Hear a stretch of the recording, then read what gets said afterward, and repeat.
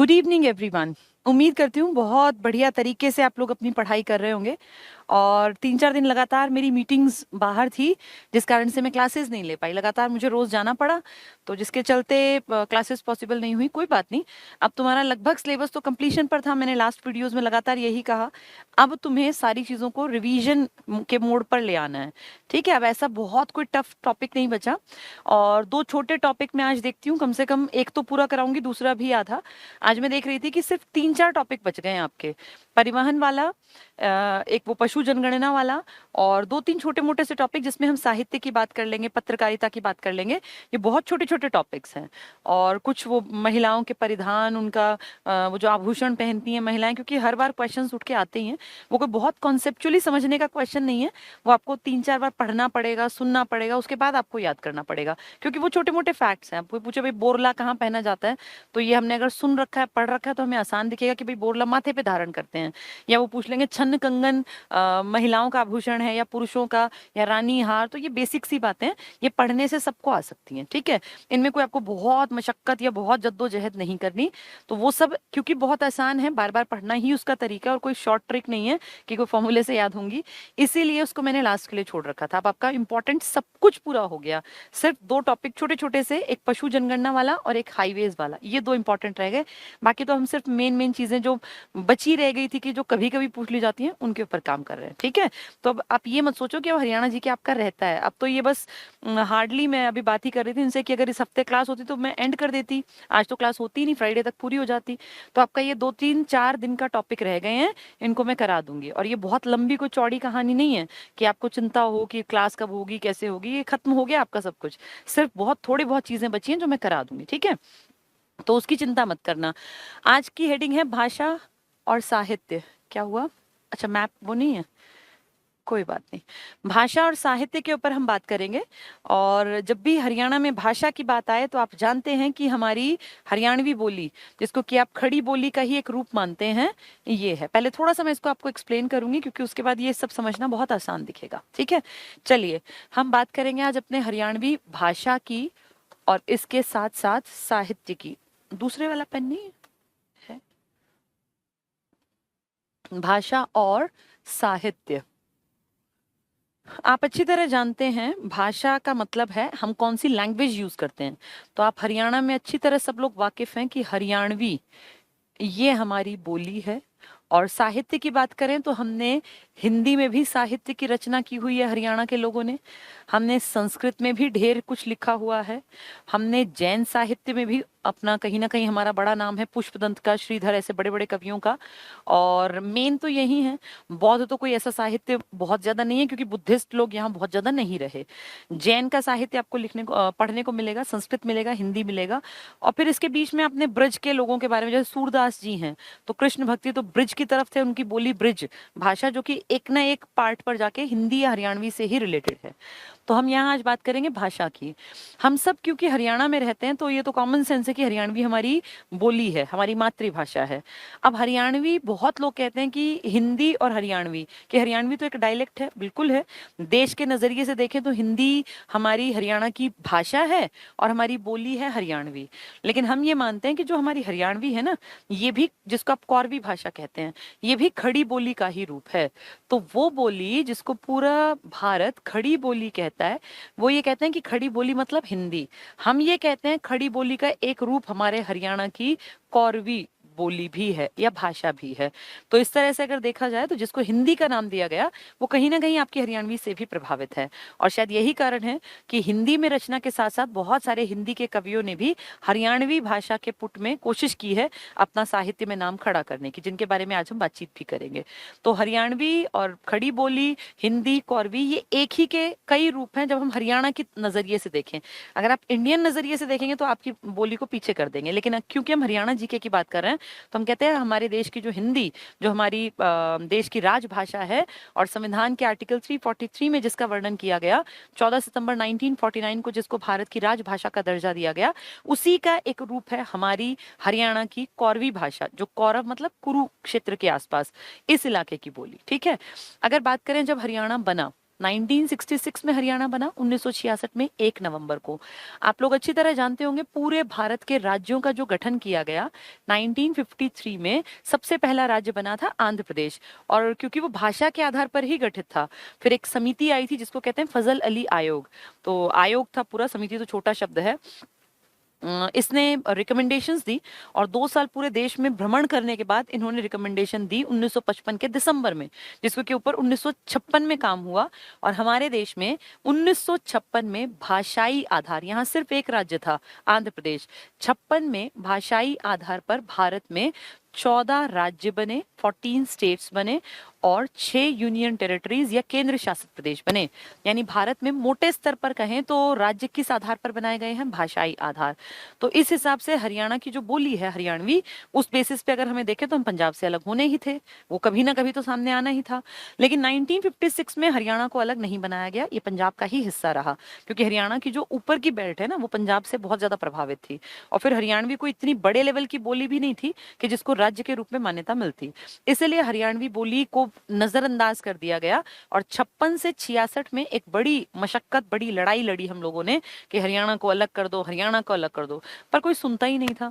Finally जब बात बहुत ज्यादा बढ़ गई और दिल्ली में लोकसभा तक ये आवाज, ये गूंज पहुंची कि हरियाणा को अलग कर देना चाहिए वरना दंगे भड़केंगे और लड़ाई झगड़े होंगे, तब कहीं जाके हमारे हरियाणा को अलग करने के लिए एक कमेटी बनाई गई। ये सारा इतिहास मैंने आपको पढ़ाया हुआ है, जेसी शाह समिति, जिसके रिकमेंडेशन में 3 लोगों ने बहुत योगदान दिया और उसके बेसिस पर हमारा हरियाणा अस्तित्व में आया। तो हमारी बोली जो हरियाणवी थी वो बोली थी ना, क्योंकि तो उसको पंजाब से अलग होना आसान नहीं था।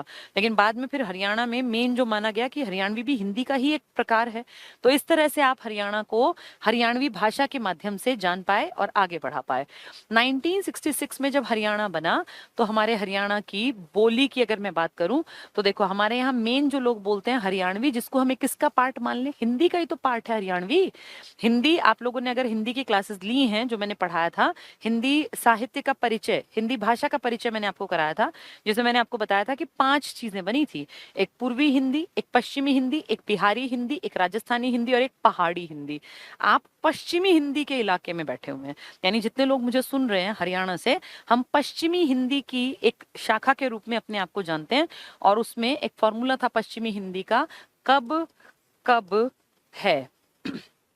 इसका मतलब कन्नौजी, क से कौरवी, ब से बुंदेली, ब से ब्रिज और ह से हरियाणवी। ठीक है, ये हमारी बोलियां। तो आप देख पा रहे हैं इसमें हरियाणवी है, कौरवी है, यानी हम इसको हटाते हैं। हम किसका पार्ट है? पश्चिमी हिंदी का एक बड़ा पार्ट हम हैं, हम मतलब हरियाणा वाले। तो हरियाणा की जो बोली है वो पश्चिमी हिंदी का एक बड़ा हिस्सा है। इसलिए हम कह रहे हैं कि हिंदी हमारी पहली भाषा है हरियाणा की। हिंदी और हरियाणवी एक चीज मान लो आप, ठीक है, एक बात। दूसरी बात, अब हर राज्य की ना एक होती है मेन लैंग्वेज और दूसरी होती है उसकी सेकेंड इंपॉर्टेंट लैंग्वेज। तो हरियाणा क्योंकि पंजाब से अलग हुआ है और पंजाब का खासा असर भी हरियाणा पर है, लेकिन पंजाब से अलग होने में हमने 10 साल लगाए। मतलब एक कोशिश जो हमने ये कहा कि भाई हम पंजाब का हिस्सा नहीं है, हमें अलग कर दो, हमें अलग कर दो। तो अगर हम अपनी दूसरी भाषा, यहाँ हरियाणा की दूसरी राजकीय भाषा पंजाबी को बनाते हैं तो लोग हंसेंगे हमारे ऊपर और कहेंगे देखो जरा इनको, वैसे तो इनको 10 सालों से लगी हुई थी कि हमें अलग कर दो, अलग कर दो, अब इन्होंने अपनी सेकेंड ऑफिशियल लैंग्वेज खुश होकर पंजाबी बना ली। तो ये बेइज्जती थी ना भाई, दुनिया हंसती, कहते देखो इनको अलग होने की क्या जरूरत थी जब बोली एक थी। इसीलिए हमने इसको अवॉइड किया। हमने से मेरा मतलब है हमारे उस टाइम के सीएम ने, क्योंकि डिसीजन वही लेंगे। तो उस टाइम पर आपके यहाँ पर 66 तो आनन फानन के साल थे, 66 के बाद क्योंकि एंड था 67, 68, 67 में आपके राज्य का बुरा हाल था, राष्ट्रपति शासन लगाना पड़ा, कई महीने चला। फिर जाके आप थोड़ा थोड़ा स्टेबल देखते हैं सरकार को जब आपके राज्य में बंसीलाल के टाइम की बात करें, क्योंकि बंसीलाल जो थे आपके चीफ मिनिस्टर रहे, कांग्रेस का बहुत बड़ा चेहरा, बहुत अच्छे लिंक थे इनके देश की सुप्रीम पावर इंदिरा गांधी के साथ। और आप ये लगा लो अगर किसी राज्य के सीएम के बहुत अच्छे रिश्ते हैं देश के पीएम के साथ तो उस राज्य के आगे बढ़ने का रास्ता कंपैरेटिवली आसान बन जाता है। इसीलिए इनको कहा जाता है कि आधुनिक हरियाणा के निर्माता हैं। इनके टाइम में हरियाणा ने बहुत प्रगति की और उस प्रगति के अगर हम पैरामीटर्स की बात करें तो 1970 में आपके यहाँ ये मारुति उद्योग लिमिटेड की स्थापना हुई। आज न जाने कितने लाखों लोग मारुति से डायरेक्टली और इनडायरेक्टली पैसा कमा रहे हैं, अपनी जीविका चला रहे हैं, अपना पेट पाल रहे हैं, अपने बच्चों को पढ़ा लिखा रहे हैं। तो आप ये लगा लो अगर ये प्लांट यहाँ ना लगता तो कितने सारे लोगों में बेरोजगारी रहती। आज कितने ही उद्योग धंधे हैं जो डायरेक्ट और इनडायरेक्ट मारुति से जुड़े हुए हैं, कितने ही लोग हैं। कोई वहां अगर मारुति प्लांट के बाहर अगर रिक्शा लेके भी कोई खड़ा है कि कोई आएगा बैठेगा, तो उसका तो परिवार उसी कारण चल रहा है ना। तो एक प्लांट लगने का मतलब एक प्लांट लगना नहीं होता, एक प्लांट से हजारों लोगों की रोजी रोटी जुड़ी होती है। वहां मार्केट्स डेवलप होंगे, वहां परिवार आएंगे, वहां सामान बिकेंगे, वहां चीजों की डिमांड बढ़ेगी। तो इस तरह से पूरे शहर का विकास, पूरे राज्य का, जिले का विकास होता है। तो 1970 में आपके यहाँ मारुति का बहुत बड़ा कामकाज रहा। 70 में आपका हरियाणा देश का पहला राज्य बना जहां 100% इलेक्ट्रिफिकेशन कर दिया, हर गांव तक बिजली का खंभा पहुंच गया, हर गांव तक बिजली पहुंच गई। ये भी बहुत बड़ी अचीवमेंट थी। तो नहरों का बहुत जाल वाल बिछाया गया और ये अपनी है ना फव्वारा सिंचाई, इसको भी बड़ा प्रमोट किया गया। यानी कहने का ये मतलब है कि बंसीलाल जी के टाइम में ये डिसीजन लिया गया कि हरियाणा की दूसरी भाषा क्या हो। तो पंजाबी बनाना तो गलत हो जाता, और पंजाब खुद भी कहता कि यार तुम्हें जब पंजाबी बोली रखनी थी अपनी ऑफिशियल लैंग्वेज, तो फिर हमसे अलग ही क्यों हुए। और फिर कहीं ना कहीं उनकी सुपीरियोरिटी हमें मतलब एक दिख जाती है अगर हमें ऐसा लगता। तो हमने क्या किया, इसको हटाओ। बंसीलाल जी ने कहा छोड़ो पंजाबी, जब तुम पंजाब से अलग ही हो गए तो इनकी बोली को भी इस तरह से क्यों कि भाई हमारी लैंग्वेज है ये, ठीक है लोग बोलते हैं बोलने दो, वो भी हमारे ही हैं भाई। जो यहाँ का आदमी है चाहे पंजाबी बोले वो हरियाणवी है, मतलब हरियाणा का है, ठीक है। तो फिर कहा फिर क्या बोली बनाए। तो किसी भी स्टेट की बोली बनाना तो बड़ा मुश्किल है। अब किसी स्टेट की बोली को अगर आप अपनी ऑफिशियल लैंग्वेज कह रहे हैं तो फिर कोई ना कोई या तो वहां बोलने वाला होगा या किसी कारण से कहेंगे।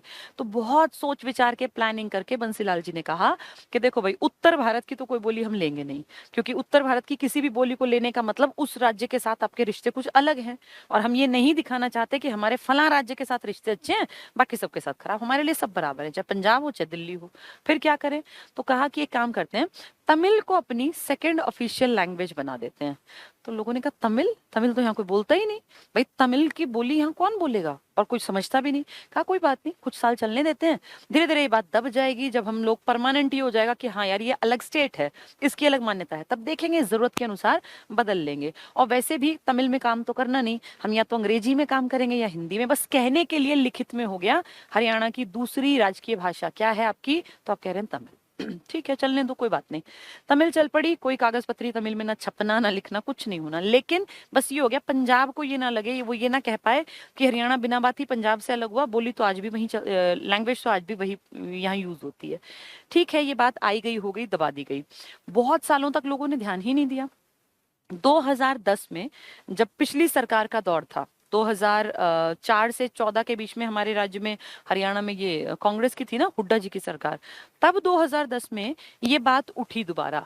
तो हुड्डा जी ने कहा भैया अब बहुत साल बीत गए, 1966 में हम अलग हुए और 2010 आ गया।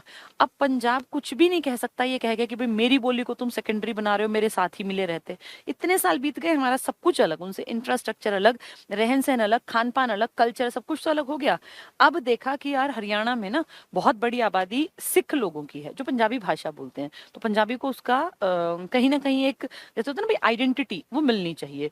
इसीलिए इतने साल बीतने के बाद तमिल को सेकेंड लैंग्वेज की लिस्ट से हटाया गया सन 2010 में, और यहाँ ऐड कर दिया गया पंजाबी को। तो सन 2010 से आपकी द्वितीय भाषा का दर्जा किसको मिला है, पंजाबी, जो कि कितने सालों तक किस भाषा के पास रहा, तमिल, जो ना कोई यहाँ समझता ना ही कोई बोलता। ठीक है, तो ये राजनीतिक मुद्दे होते हैं जिन पे बहुत बार सरकारें अपने हिसाब से काम करती है। चलिए ये हुई हमारी ऑफिशियल लैंग्वेजेस की बात। तो आपके यहाँ हरियाणवी बोली है जो किसका रूप है, हिंदी भाषा का, और पंजाबी भाषा आपकी सेकेंडरी। काम आप मेनली इंग्लिश और हिंदी में ही करते हैं। ठीक है, चलिए अब आगे बढ़ते हैं। हमारे इन बोलियों का हमारे हरियाणा में क्या योगदान है। मैंने आपको बताया कि आप लोग जो हैं हिंदी बेल्ट का हिस्सा हैं, और ये हिंदी एकदम से हिंदी नहीं बनी। सबसे पहले पुराने टाइम में वेदों में संस्कृत लिखी गई, जिसको नाम दिया गया था वैदिक संस्कृत। काफी टफ थी, फिर लोगों ने इसको थोड़ा सा आसान बनाया और नाम दे दिया लौकिक। लौकिक मतलब जो लोगों के बीच में फेमस हो, लौकिक संस्कृत।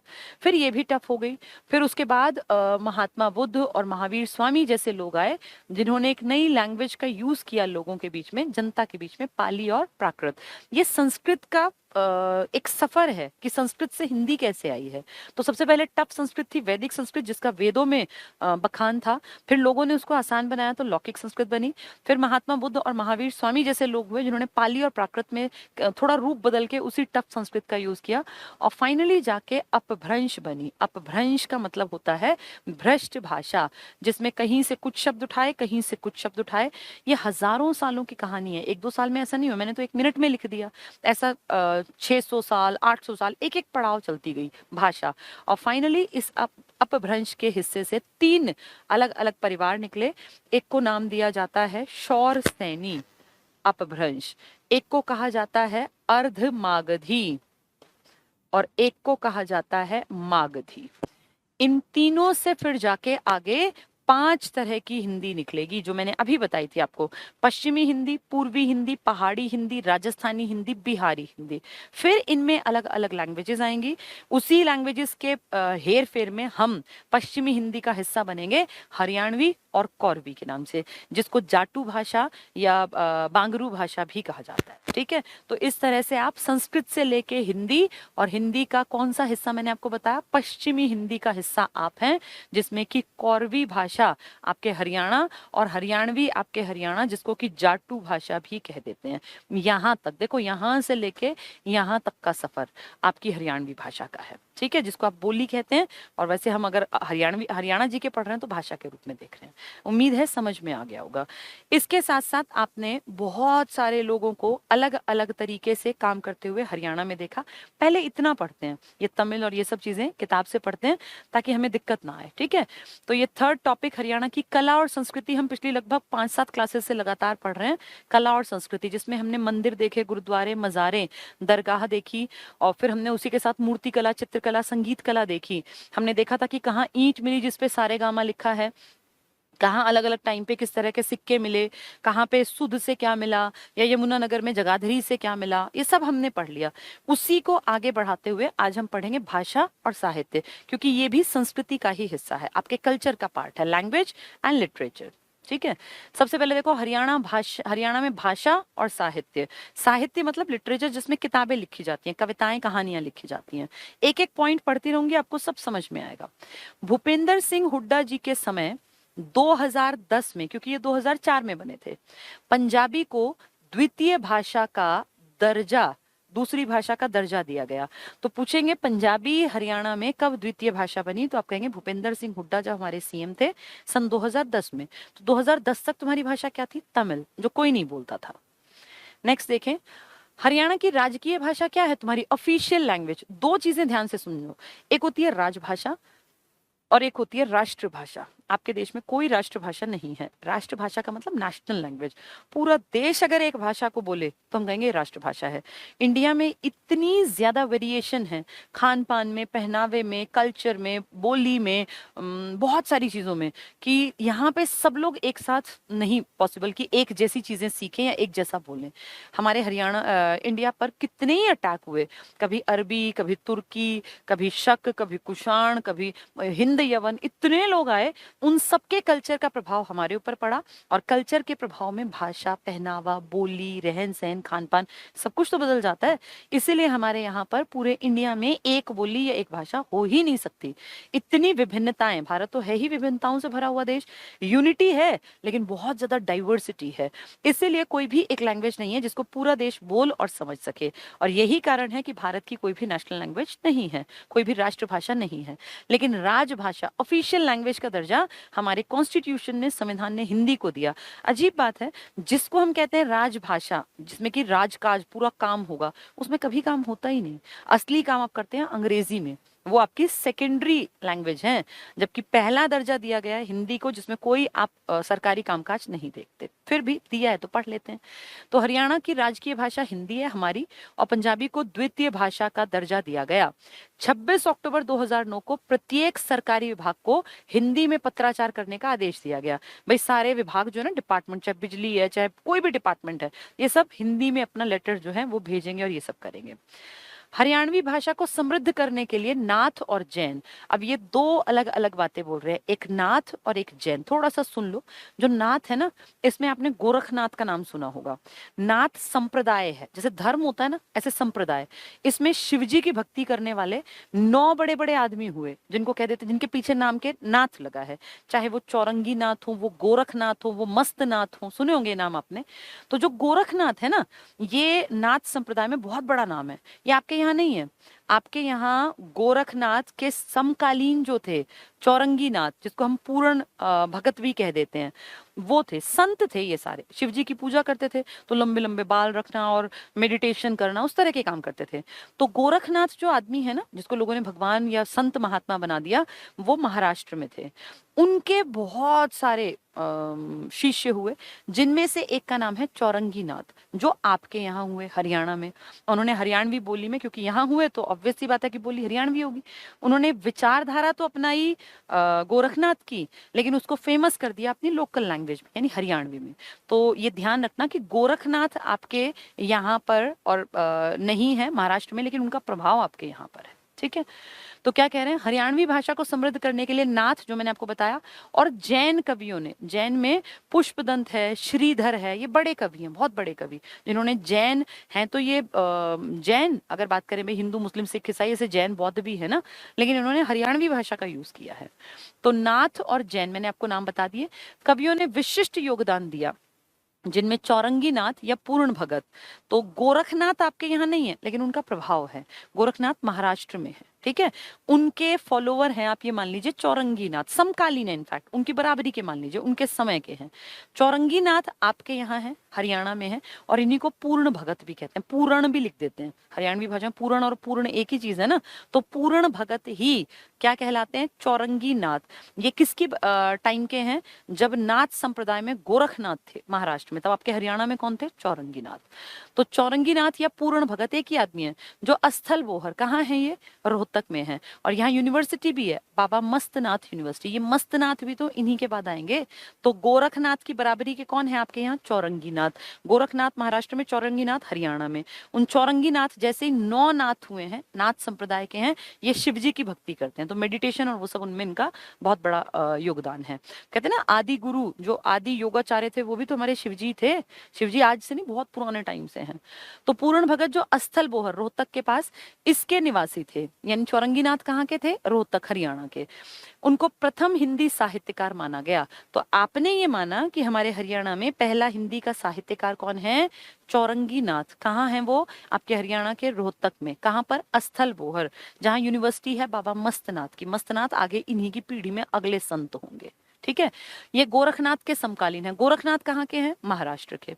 जैन काव्य में पुष्पदंत और श्रीधर। तो नाथ में मैंने आपको 2 नाम बताए, कौन कौन से, गोरखनाथ महाराष्ट्र के, और आपके यहाँ चौरंगी नाथ, जिनको पूर्ण भगत भी कहते हैं, जो कहाँ जन्मे, अस्थल बोहर रोहतक में, ठीक है। आपके यहाँ पर अगर बात करें जैन की, तो 2 नाम फिर लिए इन्होंने, कौन कौन से, पुष्पदंत और श्रीधर। ये नाम पढ़ोगे, जब सुन लोगे ना, फिर किताब से पढ़ोगे तो आसान दिखेंगे। चौरंगी नाथ, गोरखनाथ, मस्तनाथ, ये तो नाथ संप्रदाय के हो गए। अस्थल बोहर, गोरखनाथ आपके नहीं है, आपके हैं चौरंगी नाथ और मस्तनाथ। नाथ में 9 प्रमुख हुए, वैसे तो ढेर हुए, लेकिन 9 प्रमुख हुए हैं, ठीक है। कनफटे साधु यही तो है, कनफटे साधु इन्हीं को कह देते हैं। नेक्स्ट देखें, हरियाणा एक हिंदी भाषी राज्य है। तो मैंने क्या कहा, हरियाणवी हिंदी का ही एक पार्ट है। हिंदी भाषी राज्य है, हिंदी राज्य की राजभाषा है, आपकी ऑफिशियल लैंग्वेज। स्थानीय आधार पर इस भाषा को हम क्या कहते हैं, हरियाणवी। हिंदी का ही एक रूप है हरियाणवी, ये बोली है। इसको लोक भाषाई स्वरूप खड़ी बोली का पर्याय माना जाता है इसका। तो जिसको आप खड़ी बोली कह रहे हैं, खड़ी बोली ही हिंदी है, और खड़ी बोली आपके कौरव वाले इलाके में बोली जाती है, तो आप हिंदी का ही एक पार्ट है आप भी। हरियाणवी भाषा की उत्पत्ति खड़ी बोली से या कौरवी से। तो मैंने यही तो कहा, कौरवी खड़ी बोली एक ही चीज है। खड़ी बोली को हिंदुस्तानी कहते हो, नागरी कहते हो, सरहिंदी कहते हो, कौरवी ये भी इसी के नाम है। इस भाषा पर पंजाबी प्रभाव भी दृष्टिगत है। तो आपकी जो ये हिंदी है ना, ये हरियाणवी से, पंजाबी से, तभी तो सरहिंदी नाम है इसका, सरहिंद पंजाब का हिस्सा है, इन सब का प्रभाव है। नेक्स्ट, हरियाणा साहित्य में रचित गद्य और पद्य, ये 2 चीजें आपने बचपन में खूब पढ़ी हैं। पद्य मतलब कविता, और गद्य मतलब लेसन, कोई चैप्टर, कोई पार्ट। तो गद्य पद्य में तत्सम शब्दों का यूज हुआ, जो संस्कृत से सीधे हिंदी में आ गए। कोई चेंज नहीं हुआ, उसको आपने कह दिया भैया ये तत्सम शब्द है। जैसे दुग्ध है, दुग्ध, तो दुग्ध कैसा शब्द है, संस्कृत में भी था और हिंदी में भी हम दुग्ध कह देते हैं। लेकिन दुग्ध को अगर तुम दूध कह रहे हो तो दूध तुमने बदल दिया, वो तद्भव है। तत्सम तद्भव मैंने आपको हिंदी में पढ़ाए भी होंगे, नहीं पढ़ाए तो अब बता रही हूँ, अगर किसी ने नहीं पढ़े, वैसे पढ़ा रखे हैं। तत्सम होता है जो समान हो, संस्कृत से हिंदी या संस्कृत से हरियाणवी। तद्भव जिनका उद्भव हुआ है, वो पैदा हुए हैं। दोनों रूपों की प्रधानता, तो आपके यहाँ तत्सम तद्भव दोनों यूज हुए। प्राचीन काल में कौरवी के क्षेत्र को कुरु जनपद के नाम से जाना जाता था। हमने पढ़ा था ना, श्रीकंठ जनपद, कुरु जनपद, ये सब इसी के नाम थे। इसी आधार पर हिंदी भाषा के कवि राहुल सांकृत्यायन, बहुत बड़े आदमी है राहुल सांकृत, बहुत बड़ा नाम, इन्होंने खड़ी बोली को कौरवी नाम दिया। तो राहुल सांकृत्यायन तो बहुत ज्यादा घुमक्कड़ प्रवृत्ति के इंसान थे और हिंदी साहित्य में एक बहुत बड़ा योगदान है राहुल सांकृत्यायन का। वो कह रहे हैं कि जो आपकी ये बोली है ना इस इलाके की, ये हिंदी का रूप है। तो इतने बड़े आदमी की तो मान्यता मानी जाएगी। ठीक है। कौरवी भाषा मुख्य रूप से हरियाणा, पश्चिमी यूपी और देहरादून के मैदानी भागों में बोली जाती है। तो हिंदी की बात करें पर आपसे जोड़ के बता रहे हैं कौरवी। कौरवी भाषा की प्रमुख उपबोलियों में पश्चिमी कौरवी, पूर्वी कौरवी, पहाड़ ताली और बिजनौरी, यानी यूपी और देहरादून तो पहाड़ वाली हो गई और आपकी है पश्चिमी और पूर्वी। बिजनौरी को कौरवी का शुद्ध रूप माना गया। कौरवी किसका पार्ट है, हिंदी का, पश्चिमी हिंदी का। हरियाणवी भाषा मुख्य रूप से कौरवी भाषा का रूप है जो खुद खड़ी बोली का प्रारूप है। तो इतनी देर से मैं यही तो कह रही हूँ कि खड़ी बोली जो है उसकी एक लंबी यात्रा है। लौकिक संस्कृत, सबसे पहले वैदिक संस्कृत, लौकिक संस्कृत, पाली, प्राकृत, अपभ्रंश, फिर उसके 3 पार्ट, अधमागधी, मागधी और शौरसैनी, फिर उसके 5 पार्ट, पश्चिमी हिंदी, पूर्वी हिंदी, पहाड़ी हिंदी, राजस्थानी हिंदी और एक क्या रह गई, बिहारी हिंदी। उसमें पश्चिमी हिंदी में आप कौरवी और हरियाणवी को बिलोंग करते हैं। ठीक है। हरियाणा के पहले राजकवि कौन थे, बहुत बार आ चुका, उदय भानु हंस। संत सिपाही करके इनकी फेमस रचना थी, उदय भानु हंस, अभी तो एक्सपायर हुए हैं कुछ सालों पहले, जिन्हें रुबाई सम्राट कहा जाता है। तो उदय भानु हंस जो है ना, इनको रुबाई सम्राट, पेपर में आ जाएगा रुबाई सम्राट कौन है, शेक्सपियर कालिदास कौन है, तानसेन कौन है, हरियाणा की मीरा कौन है, रॉबिन हुड ऑफ हरियाणा कौन है, हरियाणा का जॉन मिल्टन कौन है, ये सब मैंने तुम्हें पढ़ा दिया। ठीक है। अब ऐसा नहीं कि तुम्हें नहीं आता, पढ़ना तुम्हें पड़ेगा बार बार। तो रुबाई सम्राट पूछेंगे तो उदय भानु हंस, जो क्या है, हरियाणा के पहले राजकवि, 1967 में बन गए थे। हरियाणा का पहला साहित्य अकादमी पुरस्कार, आप अच्छी तरह जानते हैं, साहित्य अकादमी पुरस्कार हरियाणा नहीं देता, इसको देश देता है। देश में 2 बहुत बड़े हिंदी या लिटरेचर की बात करते हैं, लिटरेचर में दिए जाते हैं। एक साहित्य अकादमी पुरस्कार जो 24 भाषाओं में दिया जाता है, 24 बोलियों में बेसिकली, और एक ज्ञानपीठ पुरस्कार जो किसी एक भाषा के बेस्ट राइटर को मिलता है। वो मानक भाषाओं में से कोई सी भाषा होनी चाहिए। तो अगर पूरे देश में से एक बेस्ट किताब है तो ज्ञानपीठ के लिए है, और हर बोली की किताब है तो वो साहित्य अकादमी का। साहित्य अकादमी अवार्ड जो है ना 1955 से दिए जा रहे हैं, और जो ज्ञानपीठ है ये 1965 से। ठीक है। देखें जरा, हरियाणा का पहला साहित्य अकादमी 1955 वाला, जो 22 किताबों में तो कम से कम मिलता था, अशोक भाटिया को उनकी रचना समुद्र का सागर के लिए दिया गया। तो पहली बार हरियाणा में किसी को साहित्य का अवार्ड मिला, और उस किताब का नाम है समुद्र का सागर। समुद्र का सागर, कैसी अजीब सी किताब है, समुद्र का सागर, लेकिन तुम्हें याद रखनी है, इसको पहली बार हरियाणा की किसी किताब को साहित्य अकादमी पुरस्कार मिला। तो ये पूछेंगे हरियाणा में किस किताब को साहित्य अकादमी से नवाजा गया, तो अशोक भाटिया की समुद्र का सागर। अब जैसे सुन लिया ना तो वहां तुम्हें लगेगा कि हाँ ये पढ़ा हुआ है कि साहित्य अकादमी समुद्र का सागर, क्या नाम है इनका, अशोक भाटिया। ठीक है, ये बहुत इंपॉर्टेंट पॉइंट था। जैन काव्य, अभी 2 नाम लिए थे मैंने, पुष्पदंत और श्रीधर। जैसे नाथ में किसका था, गोरखनाथ चौरंगीनाथ का, ऐसे ही। तो जैन काव्य धारा में हरियाणवी का प्रयोग करने वाले प्रमुख साहित्यकार श्रीधर थे। 2 मेन थे, पुष्पदंत और श्रीधर, दोनों का नाम इंपॉर्टेंट है। आल्हा वीर काव्य की रचना जागनिक भट्ट ने की थी। आल्हा वीर ना 2 कैरेक्टर हैं, और ये दोनों जो आदमी हैं, आप ये लगाओ, ये राजपूतों के खिलाफ भी लड़े थे, आल्हा वीर। तो ये आल्हा, एक्चुअली आल्हा और उदल 2 आदमी थे जिन दोनों को लोक कथाओं में बहुत इंपॉर्टेंट जगह मिली है। तो आल्हा वीर जो वीरता से भरी कहानियां लिखी जाती हैं उनके बारे में है। आल्हा उदल वैसे 2 कैरेक्टर भी थे।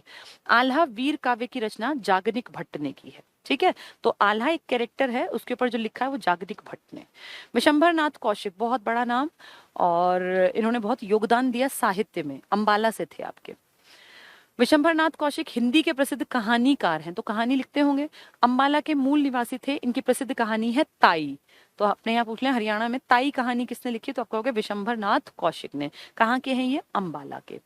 और मासिक पत्रिका इनकी, मंथली मैगजीन आती थी चांद, तो चांद मासिक पत्रिका विशंभरनाथ कौशिक की है और ताई कहानी भी विशंभरनाथ कौशिक की है, जो आपके हरियाणा के अंबाला से है। इंपॉर्टेंट है दोनों पॉइंट। सूरदास को मैंने बहुत बार पढ़ाया, ये अकबर के समकालीन थे, सीही गांव में जन्मे थे, फरीदाबाद में। सूरदास वही सूरदास, जन्मांध थे ना, गुरु इनके वल्लभाचार्य थे। तो सीही फरीदाबाद में जन्मे, अकबर के समकालीन थे, बहुत ज्यादा बार पढ़ चुके हैं। इन्होंने संगीत की शिक्षा ली गुरु हरिदास से, जो भजन कीर्तन करते थे ना ये भगवान श्री कृष्ण के बारे में, वो इन्होंने सीखा संत हरिदास से।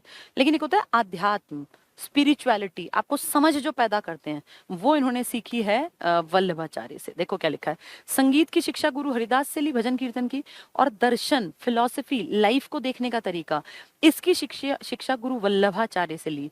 तो अगर पूछे इनके गुरु कौन है, तो पहली प्रायोरिटी के साथ जाना वल्लभाचार्य, ना मिले तो फिर हरिदास का नाम भी इंपॉर्टेंट है। स्पेशल पूछ लें, संगीत की शिक्षा तो हरिदास से, और वैसे अध्यात्म की शिक्षा, दर्शन की शिक्षा तो वल्लभाचार्य, वो बहुत इंपॉर्टेंट है। इनकी रचना है सूर सागर। अब सूरदास ने क्या लिखी है, सूर सागर जो इनकी रचना है। साहित्यकारों का आराध्य स्थल है सीही फरीदाबाद, यानी जितना लोगों ने लिटरेचर में काम किया वो एक तरह से पूजा करते हैं सीही की, क्योंकि सीही में कौन जन्मे थे, हमारे सूरदास जी, जिनके टीचर कौन है, हरिदास। प्रार्थना, संगीत और ये जो चीजें, ये इससे सीखी हरिदास से, लेकिन अध्यात्म और दर्शन किससे सीखा, वल्लभाचार्य से। ठीक है। चौरंगीनाथ फिर से आ गया ना, चौरंगी आपके यहाँ है, गोरखनाथ महाराष्ट्र में है। 9 नाथ संप्रदाय के जो शिव की भक्ति करने वाले बड़े बड़े आदमी हैं, इनमें से ही चौरंगीनाथ एक है, हरियाणा में जन्मे, अस्थल बोहर में, रोहतक। चौरंगीनाथ गोरखनाथ के समकालीन थे, जिन्हें पूर्ण भगत के नाम से भी जाना जाता है। अब उम्मीद है ये सारी बातें तुम्हें समझ में आ रही होंगी। अगर समझ में आएंगी फिर किताब उठा के पढ़ना तुम्हें बहुत आसान दिखेगा, वरना टफ है। ये जो है ना किताबें और ये जो ये कला संगीत, ये बहुत टफ है। अगर इसको ढंग से समझा ना जाए तो पहले समझ लो, 2-3 बार सुन लोगे फिर याद भी हो जाएंगे। नेक्स्ट है हरियाणा का काव्य। तो अब तक हम बोली की बात कर रहे थे, भाषा की बात कर रहे थे, अब हम बात करेंगे कविताओं की। कविताओं में हमने क्या कुछ किया। हरियाणवी काव्य को 3 भागों में बांटा गया, हर चीज को 3 ही भागों में डिवाइड करते हैं, आदिकाल, मध्यकाल और आधुनिक काल।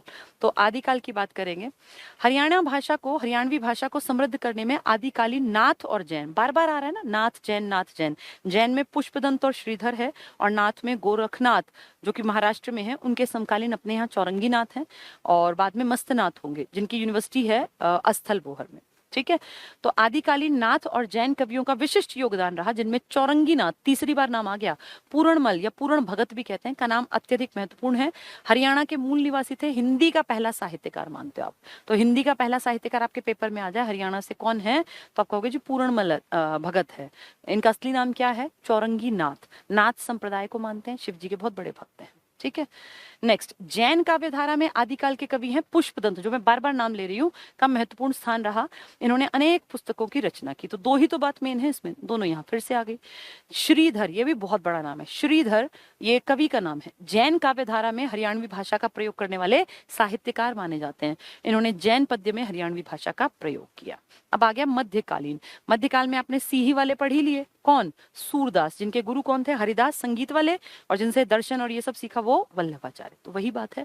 मध्यकाल में नरपति नालह की बीसल देव रासो, ये राइटर का नाम है, ये किताब का नाम है।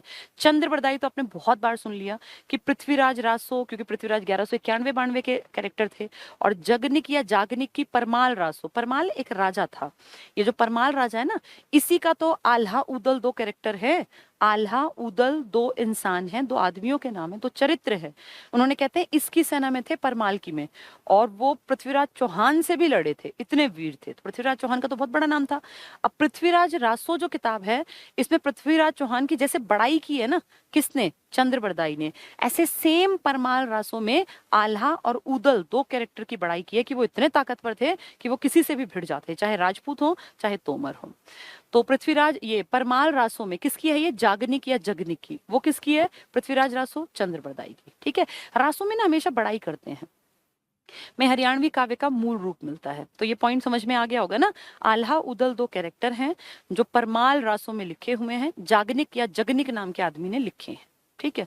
नेक्स्ट, इस काल में आपके लोकल लेवल पर कुछ बहुत बड़े बड़े कवि पैदा हुए, जिनमें से एक हैं छुड़ानी, झज्जर में जन्मे गरीबदास। गरीबदासी एक काव्यधारा बन गई। गरीबदास एक आदमी का नाम है जो 18वीं शताब्दी में अपने हरियाणा के छुड़ानी गांव है ना झज्जर में, यहाँ जन्मे। उनके बहुत योगदान दिया, उन्होंने ढेरों चीजें लिखी। उनके बेटे हुए जैतराम। जयतराम किसका बेटे हैं? गरीबदास के। जयतराम ने अपने पिताजी की चीजों को आगे बढ़ा, कहते हैं 25 किताबें लिखी।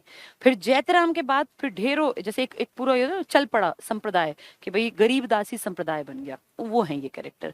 इस काल में गरीबदास ये छुड़ानी वाले, जयतराम उनका बेटा, और नित्यानंद फॉलोवर थे इस विचारधारा के, गरीबदासी विचारधारा के।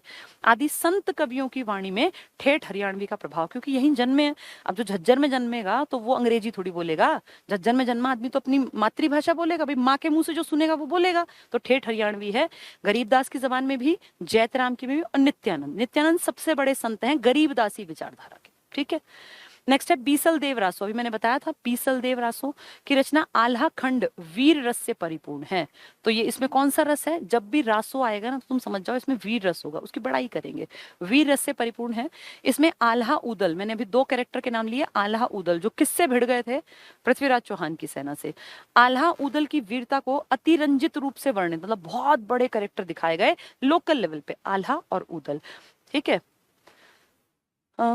कृष्ण काव्य परंपरा, तो कृष्ण काव्य तो सूरदास आएंगे। कवि सूरदास, जन्म स्थान कहाँ? सीही, की भाषा ब्रज थी, अकबर के समकालीन थे। इन्होंने सूर सागर और साहित्य लहरी की रचना की, और आप अच्छी तरह जानते हैं इनके गुरु संगीत के थे हरिदास, और इन्होंने आध्यात्मिक और दर्शन की शिक्षा ली है वल्लभाचार्य से। तो सेम ही तो बातें हैं बार बार। नेक्स्ट है आधुनिक कालीन काव्य। आधुनिक में आप लोगों ने अहमद बख्श, थानेसरी, और अगर बात करें स्वांग की तो फिर ढेरों नाम आप पढ़ के आए हैं। दीपचंद बामन का नाम आप जानते हैं, और अपने जो ये ताऊ सांगी का नाम आपने सुना हुआ है, बाजे भगत का नाम, और ये बड़े बड़े कैरेक्टर्स जो मैं आपको पढ़ा चुकी हूँ। तो आधुनिक कालीन काव्य में अहमद बख्श, थानेसरी, जिन्होंने कौरवी भाषा में हरियाणवी ये अपना रामायण का यूज किया था। लाला देवत राम थे कोई, फिर दीपचंद तो बहुत बड़ा नाम है। इनफैक्ट पहले आधिकारिक सांगी अगर कहेंगे हरियाणा के तो दीपचंद बहमन या दीपचंद बामन है। हमने पढ़ा था ना डिटेल में इनके बारे में, इनके गुरु, इनके स्टूडेंट सब पढ़ के आए थे हम। ताऊ सांगी बहुत बड़े थे यहाँ पर। बाजे भगत आप अच्छी तरह जानते हैं। मांगे राम, तो मांगे राम भी बहुत बड़े, इन्हीं के तो स्टूडेंट रहे हैं लोग। रामकिशन व्यास आदि का नाम उल्लेखनीय। मेन नाम आप पढ़ चुके हैं अहमद बख्श थानेसरी का, दीपचंद का, बाजे भगत का, ताऊ सांगी का और मांगे राम, बहुत बड़े कैरेक्टर हैं ये आधुनिक काल में। अहमद बख्श ने थानेसरी रामायण, ये मैंने कई बार बताया था, कौरवी भाषा में रामायण जो यूज किया है वो अहमद बख्श थानेसरी ने, बहुत बड़ा नाम। अहमद बख्श ने थानेसरी रामायण प्रसिद्ध काव्य की रचना की। दीपचंद बहमन सोनीपत जिले के निवासी थे, और आप अच्छी तरह जानते हैं दीपचंद बहमन के साथ साथ एक और नाम जो बहुत बड़ा है स्वर्णिम अक्षरों में, इनको आप सूर्य कवि कहते हैं, यानी दादा लक्ष्मी चंद, दोनों सोनीपत के थे। जाटी कला और सेहरी खांडा। इन्हें हरियाणा का पहला आधिकारिक संगीतकार, कितनी बार हम ये बात पढ़ चुके हैं, हरियाणा का पहला आधिकारिक मतलब ऑफिशियल जिसको आप कहते हैं सांगी माना जाता है। इन्हें हरियाणा का शेक्सपियर और कालिदास भी कहा जाता है। लेकिन हरियाणा का तानसेन कौन है? वो है आपके दादा लक्ष्मीचंद। हरियाणा के कालिदास भी है लक्ष्मीचंद। शेक्सपियर और कालिदास दोनों आ गए तो दीपचंद का नाम, और सिर्फ कालिदास कहेंगे तो लक्ष्मीचंद का, तानसेन कहेंगे तो भी लक्ष्मीचंद। ठीक है, पंडित लक्ष्मीचंद अगला नाम जो हम बहुत बार पढ़ चुके, सुन चुके। हरियाणवी भाषा के भारतीय कवि थे। इन्हें सूर्य कवि और हरियाणा का तानसेन भी कहा जाता है। अब आ गए हरियाणा के प्रसिद्ध साहित्यकार, जो बार बार नाम ले रही हूँ ना, इन्हीं को रिपीट कर रहे हैं हम। पहला कौन था? गुरु गोरखनाथ। गोरखनाथ तो आपके नहीं थे, लेकिन इन्होंने हरियाणवी का यूज किया था, हिंदी भाषी इलाके के थे। हरियाणवी में अनेक राग भजन आदि लिखे। ये मल्टी टैलेंटेड आदमी थे गोरखनाथ। लास्ट में रहे ये महाराष्ट्र में, लेकिन गोरखनाथ का असर जो था ना वो पूरे नाथ संप्रदाय पर, चाहे वो हरियाणा के लोग हों चाहे वो बंगाल साइड के, सब पर था। इनकी लिखी हुई पांडुलिपि, पांडु मतलब हाथ से लिखी लिपि में 49 राग थे और 182 पद। ये पूछेंगे नहीं, एक आइडिया के लिए बस याद रखना। राजा राम शास्त्री, बहुत बड़ा नाम, और बहुत बार मैंने पहले स्टार्टिंग में जब हरियाणा शुरू कराया तो नाम लिया था राजा राम शास्त्री। झाड़ू फिरी, फफा कुट्टनी, ये इनके बहुत इंपॉर्टेंट रचनाएं हैं, और ये हरियाणा में पहले उपन्यासकार हैं जिसने नॉवल लिखा है। ठीक है, राजा राम शास्त्री हरियाणवी में पद्य लिखने की परंपरा, कविताएं लिखने की परंपरा चलाई, मुख्य भूमिका निभाई। हरियाणवी भाषा का पहला उपन्यास, very very important, first novel of Haryanvi language, झाड़ू फिरी और फफा कुट्टनी, ये उपन्यासों की रचना की। ये झाड़ू फिरी हरियाणवी भाषा का पहला उपन्यास है, राजा राम शास्त्री ने लिखा। फफा कुट्टनी भी इन्हीं का है। ठीक है, संत गरीबदास, अभी क्या बताया, छुड़ानी झज्जर में जन्मे। इनके बेटे जयतराम, नित्यानंद इनके सबसे बड़े फॉलोअर। इनके बेटे ने 25 किताब लिखी थी इस स्टेज पर। संत गरीबदास, इनका जन्म छुड़ानी गांव झज्जर में हुआ 1717 में, यानी औरंगजेब के मरने के 10 साल बाद। ठीक है। इन्होंने हरियाणवी भाषा में अनेक कविताएं लिखी। इन्होंने हरियाणवी भाषा में अमृतवाणी की रचना की। जैसे गुरु 10 गुरु हुए ना सिखों के, उन्होंने गुरु ग्रंथ साहिब में ये गुरुओं की वाणी तो है, ऐसे हरियाणवी भाषा में अमृतवाणी किसकी है? इस आदमी की, गरीबदास की, संत गरीबदास। गरीबदासी एक विचारधारा बन गई पूरी। कहाँ जन्मे थे? छुड़ानी में। तो हरियाणा में अमृतवाणी किसने लिखी है? गरीबदास ने। छुड़ानी गांव झज्जर में जन्मे हैं 1717 में। बहुत इंपॉर्टेंट है ये। जैतराम, ये इन्हीं के तो बेटे हैं। ये गरीबदास के पुत्र हैं, उच्च कोटि के साहित्यकार थे। इन्होंने लगभग 25 पुस्तकों की रचना की, अपनी कविताएं हरियाणवी भाषा में ही लिखी। तो बाप बेटे दोनों एक ही लाइन पर थे, दोनों का साहित्य से बहुत बढ़िया रिश्ता था। नेक्स्ट है संत नित्यानंद, ये उनके फॉलोवर है। तो गरीबदासी साहित्यकार कौन है ये लोग? इन्होंने गरीबदास को अपना गुरु मान लिया। गरीबदास जो छुड़ानी गांव झज्जर में जन्मे हैं 1717 में, और जिन्होंने हरियाणवी भाषा में ढेर चीजें लिखी हैं। तो गरीबदासी साहित्यकारों में संत नित्यानंद सर्वोच्च स्थान रखते हैं। 4 नाम देंगे और पूछेंगे इनमें से कौन से गरीबदासी के सर्वोच्च साहित्यकार हैं, तो नित्यानंद नाम याद रखना। ठीक है। इन्होंने सत्य सिद्धांत प्रकाश ये लिखे हैं, इन्होंने भजन भजन। नित्यानंद के भजन आदि ग्रंथों और 12 खड़ी जैसे लघु ग्रंथों की रचना हरियाणवी में की। अब जिसको गुरु मानेंगे उसी की तो बोली बोलेंगे। अब ये गुरु किसको मान रहे हैं? गरीबदास को। तो कॉमन सेंस है कि किताबें लिखेंगे तो गरीबदास की भाषा में, यानी वो हरियाणवी बोली तो ये भी हरियाणवी बोली। दयाल दास, ये जैतराम यानी गरीबदास के बेटे के बराबरी के हैं। तो गरीबदास का बेटा कौन था? जैतराम। तो जैतराम के समकालीन है, वैसे ये उसके पिताजी के फॉलोवर है, यानी गरीबदास के फॉलोवर है। तो दयाल दास ये संत जैतराम के समकालीन है। जैतराम किसका बेटा है? गरीबदास का। और संत गरीबदास के अनन्य भक्त थे। इनके द्वारा रचित विचार प्रकाश हरियाणवी साहित्य की अमूल्य देन है। तो ये सब गरीबदास के हैं। गुलाम कादिर, ये सूफी होंगे, नाम से देखो गुलाम। तो जैसे हमारे संत है ना, संत गरीबदास, संत नित्यानंद जो पढ़ रहे थे तुम, ऐसे ही जब मुस्लिम होते हैं ना संत, उनको बोलते हैं सूफी।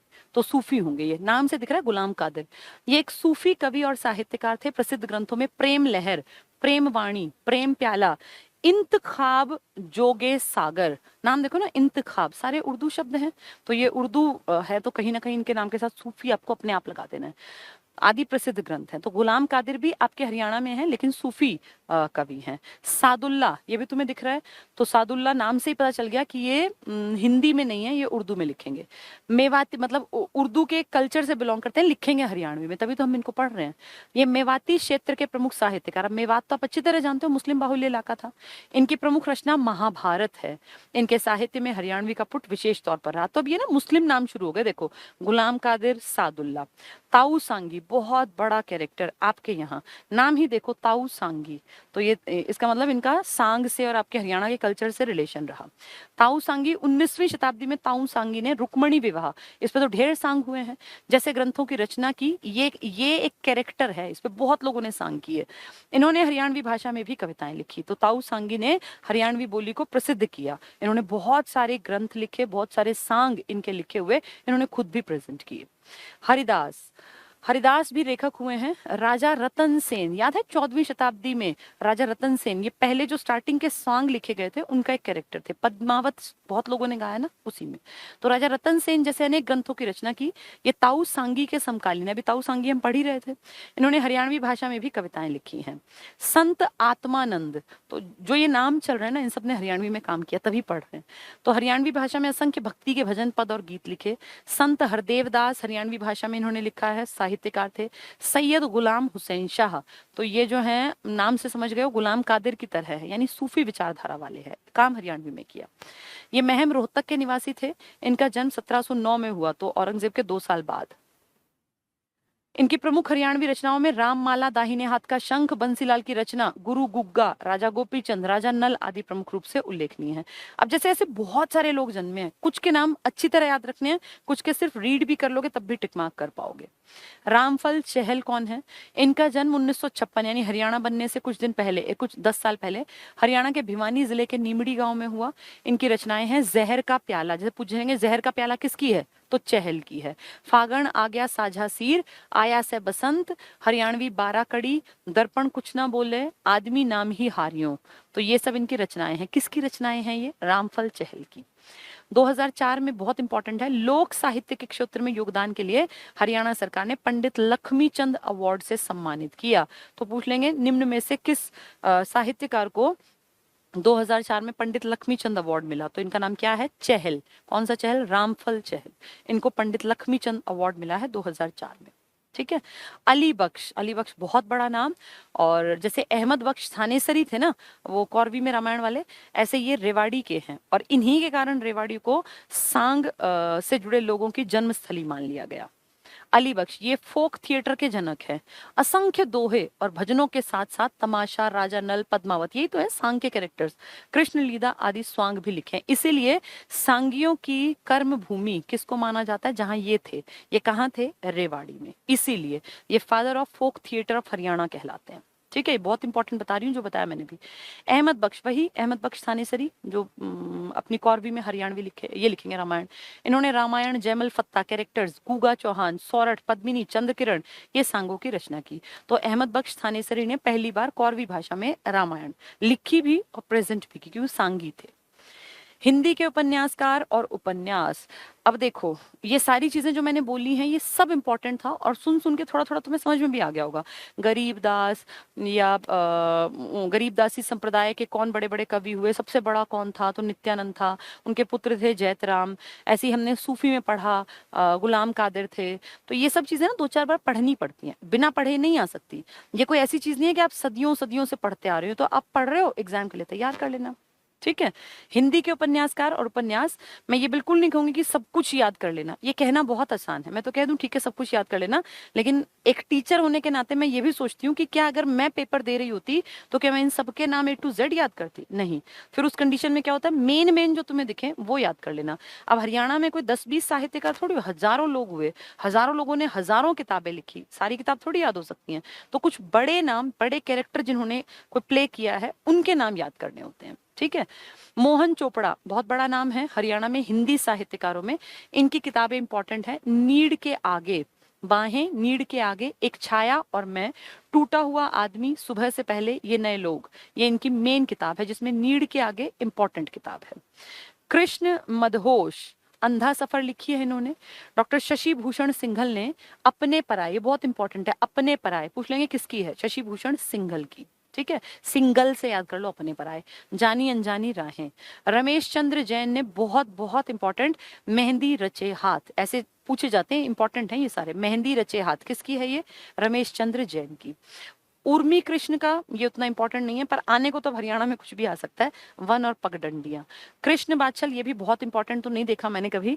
अमानत एक शहीद की, फिर भी शहीद से जुड़ के कृष्ण बादशाह। जय Narayan Kaushik, very very important, जय नारायण कौशिक, बहुत बार इसके ऊपर आते हैं। माटी का मोल और बूढ़ी सुहागिन, ये कौशिक की है, जय नारायण कौशिक की माटी का मोल और बूढ़ी सुहागिन। ठीक है। मधुकांत गांव की ओर, जो मैं एक एक बार पढ़ रही हूँ वो सिर्फ 1-2 बार पढ़ लेना, जो बार बार बोल रही हूँ उनको याद कर लेना। बूढ़ी सुहागिन बहुत इंपॉर्टेंट, मेहंदी रचे बहुत बार आ चुकी। मधुकांत गांव की ओर, अमृतलाल मदान लाल धूप, वैद्य शंकर लाल ने शशि प्रभा, अभिमन्यु अनंत ने लाल पसीना, राजकुमार निजात ने साए अपने अपने, ये इंपॉर्टेंट है, साए अपने अपने, राजकुमार निजात। हेमराज निर्गम ने मुझे भूल जाना, टूटते बंधन, सीप का मोती, ये इंपॉर्टेंट है, सीप का मोती किसने लिखी है? निर्गम ने, हेमराज निर्गम ने। जाल और मुक्ति, तराशे हुए पत्थर, सीप का मोती, वेरी इंपॉर्टेंट। चौरंगी नाथ, चौरंगी नाथ अभी अच्छी तरह पढ़ के आए हैं, गोरखनाथ चौरंगी नाथ पढ़ा ना हमने, अस्थल बोहर, वही है ये उतनी इंपॉर्टेंट नहीं है, लेकिन नाथ संप्रदाय में इनका योगदान बहुत इंपॉर्टेंट है। वारिया प्रभु, वनोपदेश और प्राणे संधाली, ये किसकी है? चौरंगी नाथ की। चौरंगी नाथ आपके महम में जन्मे हैं। ईशा दास, अंग दपजे, अंगद पैज, भरत विलाप और सत्यवती कृथा। सम्राट हर्षवर्धन, वेरी वेरी इंपॉर्टेंट है, आपको पहले से ही आता है। प्रियदर्शिका, रत्नावली, नागानंद, इसी के तो थे ये। बाणभट्ट बहुत इंपॉर्टेंट है, इसमें सबसे इंपॉर्टेंट हर्षचरित और कादम्बरी हैं। फिर भी चंडी शतक और पार्वती परिणय, हर्षचरित और कादम्बरी वेरी वेरी इंपॉर्टेंट में किसने लिखी है? ये बाणभट्ट ने। गरुड़ ध्वज, धर्मध्वज, श्रीधर, अभी पढ़ रहे थे ना पुष्पदंत और श्रीधर, जैन काव्य धारा के, तो इनकी चंद्रप्रभा, शांतिनाथ, पार्श्वनाथ, वर्धमान महावीर। अब देखो पार्श्वनाथ और वर्धमान महावीर तो जैन धर्म के थे, और हम तब से पढ़ रहे हैं कि श्रीधर जैन काव्य के, जैन काव्य के, तो जैनियों के ऊपर तो लिखेंगे, इसलिए कॉमन सेंस है। इनके नाम ही देख लो, पार्श्वनाथ, वर्धमान महावीर और श्रीमद भागवत टीका, इसका मतलब हरियाणवी हिंदी पे भी काम किया है। ठीक है। माणिक्य राज, अमर सेन चरित्र, ठाकुर फेरू, वास्तुसार और रत्न परीक्षा। दंत कवि ने 12 खड़ी लिखी है। नेमी चंद्र ने त्रिलोक दर्पण, भगवती ने सीता सेतु, मन भावन ने ब्रिज विनोद, निश्चल दास ने विचार सागर, वृत्ति प्रभाकर, युक्ति प्रकाश। ये सब याद नहीं हो सकती और ना ही मैं कहूंगी कि इन सबको याद कर लेना। इलॉजिकल बात होगी कि सारे ही याद करना, ऐसा हो नहीं सकता, क्योंकि ये इतने बड़े लेवल पे आपने कभी बचपन से नहीं सुनी। मेन मेन मैं बताती जा रही हूँ। Madhav Prasad Mishra, very very very important. Madhav Prasad का बहुत बार क्वेश्चन आ चुका। माधव मिश्र और निबंधावली, क्यों इंपॉर्टेंट है ये माधव प्रसाद मिश्र? क्योंकि इन्होंने एक कहानी लिखी थी लड़की की बहादुरी, बहुत इंपॉर्टेंट। लड़की की बहादुरी किसने लिखी है? माधव प्रसाद मिश्र ने, बहुत ज्यादा इंपॉर्टेंट है। बाल मुकुंद गुप्त, बहुत बड़े पत्रकार, रेवाड़ी के गुड़ियानी में जन्मे हैं 1865 में, तो बहुत बड़ा नाम है। इनकी कोई खास किताब एज सच नहीं है, लेकिन पूछ सकते हैं क्योंकि ये कैरेक्टर बहुत बड़ा है, पत्रकार थे ये। तारा, अश्रुमती, तुलसी सुधारक, अधखिला फूल, ये इंपॉर्टेंट है, अधखिला फूल बाल मुकुंद की है। हिंदी भाषा की भूमिका, हिंदी भाषा, एक लिपि की जरूरत और देवनागरी अक्षर। बाल मुकुंद गुप्त बहुत बड़े पत्रकार हैं और इनका जन्म रेवाड़ी के गुड़ियानी में हुआ है 1865 में, जो मैं बहुत बार आपको पहले बता चुकी हूँ। ठीक है। राम प्रताप स्वदेश दर्शन, ब्रिजलाल सेंधी निम्बार्क संप्रदाय प्रकाश, जय नारायण कौशिक, अभी ऊपर भी नाम आया था, बहुत इंपॉर्टेंट कहा था, माटी का मोल। माटी का मोल किसने लिखा है? जय नारायण कौशिक ने, बहुत ज्यादा इंपॉर्टेंट है। राजा राम शास्त्री, गद्य विधा में हरियाणा का पहला नॉवल लिखने वाले हैं राजा राम शास्त्री। ईख की खेती भी इनका ही है, ईख की खेती। तो फफा कुटनी, झाड़ू फिरी और ईख की खेती किसके हैं? ये तीनों राजा राम शास्त्री के। ये हरियाणा के क्या हैं? पहले उपन्यासकार, नॉवल राइटर। स्वामी हरिदास, दादू रामोदय इनकी है। हरदत्त शास्त्री ने मस्त रामचरितम लिखी है। पंडित नंद भानु शास्त्री ने गंगेय महाकाव्यम। पंडित रामेश्वर दयाल ने अमर चरित काव्यम। डॉक्टर बलवीर दत्त शास्त्री ने हरिश्चंद्र महाकाव्यम। बूच राज ने संतोष जयतिलक, नेमिनाथ बसंतु, टंडाना गीत और नेश्वर का 12 मासा। शंभु दयाल ने रुक्मणी मंगल। संतोष सिंह ने रामकोश, श्री गुरु नानक प्रकाश, गरव गजन, वाल्मीकि रामायण, आत्मपुराण, गुरु प्रताप सूरज। गुलाब सिंह ने माक्षे पंथ और प्रबोध चंद्रोदय, भावर समृत। ऐसे इतना याद करना लॉजिकली ठीक नहीं है, इसलिए सिर्फ पढ़ रही हूँ। जो मेन है वो मैंने बता दिया। हरद्वारी लाल ने सारस्वत, रामचंद्र ने कुरुक्षेत्र महात्यम, जिनदत्त सूरी, जिनदत्त सूरी इंपॉर्टेंट आदमी है, किताब इंपॉर्टेंट नहीं है लेकिन कैरेक्टर इंपॉर्टेंट है। गशधार सप्ततिका और पूर्वचरी। नाथ संप्रदाय ने लिखी है बहुत सारे लोगों ने मिलकर। सन्यासी बाबा मस्तनाथ की वाणियां, ये मस्तनाथ आप समझ गए हैं, चौरंगी नाथ के शिष्य। चौरंगी नाथ जो गोरखनाथ के समकालीन हैं, जिनका नाम पूर्ण भगत है, उनकी यूनिवर्सिटी भी है। नाथ संप्रदाय में 9 नाथ मेन थे। विष्णु प्रभाकर देश के लिए इंपॉर्टेंट नाम है, सिर्फ हरियाणा नहीं, देश के लिए इंपॉर्टेंट। आवारा मसीहा, बहुत बहुत इंपॉर्टेंट। आवारा मसीहा किसकी ये है? ये रचना विष्णु प्रभाकर। इंडिया में बड़ा नाम है, सिर्फ हरियाणा नहीं। ख्वाजा अहमद अब्बास इकबाल, इंकलाब, इन्होंने उर्दू में लिखा है। मदन गोपाल, कलम का मजदूर, कलम का सिपाही पूछें तो वो ये जो है ना प्रेमचंद, इनकी है, तो उसी से देख के नाम कलम का मजदूर है। संतोख सिंह, जिनके नाम के प्राइज भी दिए जाते हैं हरियाणा में, गुरु प्रताप सूरज, इस टाइप के पूछ लेते हैं। संतोख सिंह के नाम का प्राइज है यहाँ पर, तो इनके बारे में जानना जरूरी है। गुरु प्रताप सूरज। गरीबदास तो बहुत बड़ा नाम है, ग्रंथ साहिब गरीबदास, छुड़ानी झज्जर 1717 वाले। अहमद बख्श थानेसरी, वेरी वेरी इंपॉर्टेंट, कौरवी में रामायण लिखने वाले, तो रामायण, ये कौरवी भाषा वाली। उदय भानु हंस, आपके पहले जो हरियाणा के राजकवि थे। संत सिपाही, ये पूछ सकते हैं, उदय भानु हंस की कौन सी रचना है? संत सिपाही, मैंने पहले भी बताया। देवी शंकर प्रभाकर, प्रभाकर के बारे में आप अच्छी तरह जानते हैं, मूवीज बनाने में बहुत बड़ा नाम था प्रभाकर बैनर, याद है देवी शंकर प्रभाकर का नाम? राइटर थे, इन्हीं की फैमिली में डायरेक्टर थे, प्रोड्यूसर थे, और इन्होंने 1970 की जो मूवी बनाई थी हरफूल सिंह जाट जुलानी, जो क्या कहलाते हैं? चलती फिरती अदालत, जिन्होंने 17 बूचड़ खाने बंद कर, सारी कहानियां आपको सुनाई हुई हैं। वहां से बैनर से, उस मूवी से स्टार्ट करके, और बहुरानी 1983 की और 84 की चंद्रावल, ये फेमस मूवीज में इन्हीं का नाम तो आता था बार बार, देवी शंकर प्रभाकर। तो इनको समझ अच्छी होगी, इसलिए किताब लिखी हरियाणा एक सांस्कृतिक अध्ययन। किसने लिखी है ये? देवी शंकर प्रभाकर ने। पंडित श्री राम शर्मा, जब मैंने आपको हरियाणा में गांधी का रोल बताया था, तो उसमें बताया था कि एक आदमी थे पंडित श्री राम शर्मा, जिन्होंने हरियाणा के वो आदमी बने ये, जिन्होंने कांग्रेस के 5 सत्याग्रहों में जो गांधी के अंडर थे खुल के पार्टिसिपेशन दिखाया और 7 साल तक जेल भी काटी। 1920 से एक्टिव हैं ये असहयोग से, और जब तक आजादी नहीं मिली लगातार इन्होंने हर चीज में योगदान दिया। तो वही पंडित श्री राम शर्मा हरियाणा का इतिहास लिखते हैं। बहुत important, very very important. Haryana का इतिहास किसने लिखी? पंडित श्री राम शर्मा जी ने। कहाँ से हैं ये? झज्जर से। बहुत ज्यादा इंपॉर्टेंट है। 5 सत्याग्रहों में कूदे, 7 साल जेल में रहे। अरुण जैमिनी झज्जर से धरती का आंचल दरअसल हंस गोला। अल्हड़ बीकानेरी रेवाड़ी से हैं भज प्यारे तू सीताराम घाट घाट घूमे। ईसरदास फरीदाबाद से हैं भरत विलाप सत्यवती कथा और अंगद पेजा। केसी यादव अहीरवाल का इतिहास है, यादव है तो अहीरवाल से ही होंगे। और कमल कपूर ने अम्मा का चश्मा। अब ये सारी याद नहीं हो सकती, ना ही मैं ये कहूंगी कि करना, लेकिन जो बहुत इंपॉर्टेंट है मैंने बार बार उनके बारे में बोला, चाहे वो उदय भानु हंस थे, राजा राम शास्त्री थे, देवी शंकर प्रभाकर थे, या वो अहमद बख्श थानेसरी थे, या पुष्पदंत थे, श्रीधर थे, या गरीबदास थे, या जैतराम थे, या नित्यानंद थे। जो ये नाम बोल रही हूँ ना, ये सब बार बार मैंने बोले हैं। अब ये 59 की सारी किताबें नहीं याद करनी, इतना एनर्जी हम क्यों वेस्ट करें ऐसी चीज के ऊपर, और क्या गारंटी है कि इनमें से आ जाएगा। अगर टफ पेपर बना तो कहीं से भी उठा के किताब देंगे, वो लॉजिकली सही नहीं होता। लेकिन जो इसके मेन कैरेक्टर हैं, कम से कम 15 के बारे में मैंने तुम्हें डिटेल से बताया, उनको जरूर तैयार कर लेना। हरियाणा का जैन साहित्य है, तो जैन में 2 ही तो नाम आए, कौन सा? पुष्पदंत और श्रीधर। बार बार आए वो, उन्होंने ही महावीर और इनके ऊपर लिखा।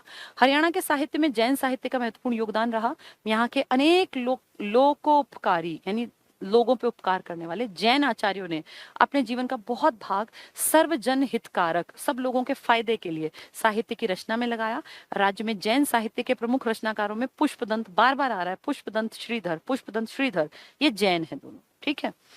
जैन साहित्य के रचनाकारों में ये बिल्कुल याद नहीं हो सकते, और ना ही मैं कहूंगी कि याद करना, लेकिन नाम मैंने पेपर में देखा है, एचएसएससी ने क्या किया, 4 नाम दिए और कहा इनमें से प्रमुख जैन साहित्यकार कौन है, तो ऐसे नाम पूछ लिया, इसलिए नाम आने चाहिए। तो पुष्पदंत तो बहुत फेमस है। मालदेव, ये पूछा था, मालदेव ये पूछ लिया, मालदेव किस उससे जुड़े हुए हैं, तो लिखा जैन साहित्य, संस्कृत साहित्य, हिंदी साहित्य। तो लगभग लोगों ने सोचा जैन ये जो है मालदेव तो हिंदी साहित्य होगा या संस्कृत, जबकि ये निकले क्या? जैन वाले, इसलिए पढ़ के जाना है। तो पुष्पदंत, मालदेव, सुंदरदास, ठीक है, विजयानंद सूरी, नियामत सिंह और जगत राय, ये सब जैन के ऊपर लिखेंगे। अब सुंदरदास तुम्हें गरीबदास जैसा ही तो लगेगा पेपर में, लेकिन गरीबदास ने क्या किया है, छुड़ानी गांव वाले ने, उन्होंने हरियाणवी के ऊपर काम किया, उनके बेटे जैतराम ने भी, उनके स्टूडेंट नित्यानंद ने भी। ये जो सुंदरदास है ये गरीबदास से अलग है, उनका काम अलग है, इनका जैन साहित्य में है। तो पुष्पदंत तो सबसे बड़ा नाम है। जसहर चरियु कोश ग्रंथ 63 महा पुरुष गुणालंकार, ऐसे नहीं याद हो सकते, ये है ही नहीं कि मैं कहूँ कि सब कुछ याद कर लो। जैसे मेरे लिए कहना तो 1 सेकंड का काम है, मैं कह दूं इनमें से आएगा पढ़ लेना, लेकिन मैं as a teacher, as a student जब देखूं, तो अगर मैं पेपर देने जाती तो मैं ऐसे नाम कभी याद ही ना करती, इतना एनर्जी क्यों वेस्ट करनी, और क्या ये तुम्हें याद रह जाएंगे सारे नाम? इम्पॉसिबल है। मेन मेन चीजें पढ़ लो। पुष्पदंत ने किस साहित्य में काम किया? जैन साहित्य में। मालदेव, इनका भी नाम लगता है हरियाणवी या संस्कृत का, लेकिन है इनका जैन का। चौपाई से संबंधित सुंदरी चौपाई, वीरांगत चौपाई, देवदत्त चौपाई, चौपाई फागु स्थूलभद्र। अब ये स्थूलभद्र तुम अच्छी तरह जानते हो, जैन थे, जो कि श्वेतांबर सफेद कपड़े धारण करते थे। भोज प्रबंध, पसदर और सुर। तो जहाँ चौपाई शब्द आए ना, तो चौपाई वैसे तो आपको लगता है संस्कृत में होंगी, रामायण की चौपाई, लेकिन ये चौपाई जैन साहित्य की, और किसके नाम से जोड़नी है? मालदेव से। तो पूछे जैन साहित्य में चौपाइयों के लिए किसने काम किया? तो मालदेव ने। ठीक है। सुंदरदास, जैसे गरीबदास थे ये इस तरह सुंदर, लेकिन ये जैन में है। सुंदर से संबंधित सुंदर श्रृंगार, सुंदर विलास, सुंदर सत्सई, पाखंड, पचसीका, धर्म सहेली, इस टाइप के नाम जो दिए वो सुंदरदास के काव्य को। विजयानंद सूरी ने रत्नावली लिखी। अब रत्नावली तो आपने और भी पढ़ी थी, प्रियदर्शी का रत्नावली, वो आपके हर्षवर्धन वाली, ये विजयानंद सूरी की है। रत्नावली, आत्मभावनी, जैन तत्वादर्श, अज्ञान तिनी भास्कर और नव तत्व, नहीं याद करना, सिर्फ नाम देख लो। न्यामत सिंह, इसने भी इसी तरह से बहुत सारे नाटक लिखे हैं, और जगत राय ने भी। तो 4-5 नाम हैं, पुष्पदंत, मालदेव, सुंदरदास। मालदेव ने चौपाई वाला काम किया, सुंदरदास ने सुंदर सुंदर वाली रचनाएं लिखी हैं।